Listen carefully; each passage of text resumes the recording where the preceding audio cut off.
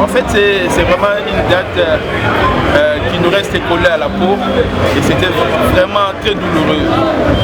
Très douloureux ces jours-là, on n'a pas pu dormir, les baobabs tombés. Parce que moi-même qui vous parle ici, c'est vraiment un grand maître pour moi. Il m'a pris trop jeune, j'étais son dernier attaché de presse. Donc, ce qui n'a pas été facile pour entrer dans la parcelle, dans sa parcelle du pouvoir. Ben, il m'a adopté et il m'a encouragé, il m'a formé et il m'a béni et je suis ce que je suis grâce à lui. C'est vraiment un modèle politique pour moi sur les plans vision, sur les plans travail, sur les plans travail et la vision du parti.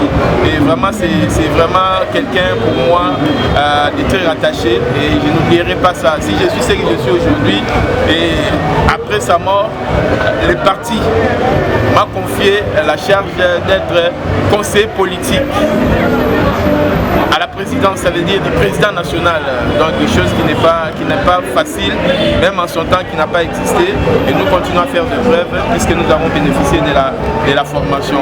Et nous avons hérité de cette abnégation de servir les autres, ça veut dire nous devons travailler pour les progrès sociaux. Voilà ce qui nous a laissé comme mot d'ordre, travailler pour les progrès sociaux. Je crois que les attentes de la population en lisant sont vraiment énormes.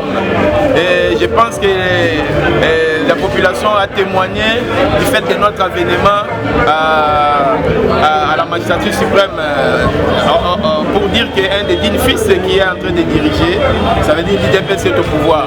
Mais vous savez, c'est dans quel contexte nous avons eu le pouvoir et nous sommes en train de faire des grandes démonstrations. Ça veut dire aujourd'hui, il n'est secret pour personne.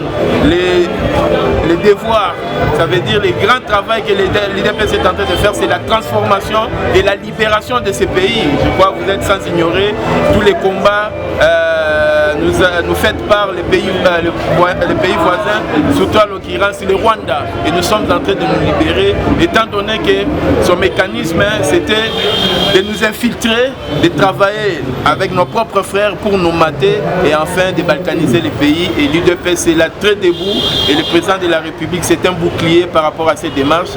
Je crois la prospérité et le progrès social est au rendez-vous. Dès que nous nous libérons et tous les mécanismes sont mis en place et nous pensons que le peuple il a l'intérêt de garder l'espoir.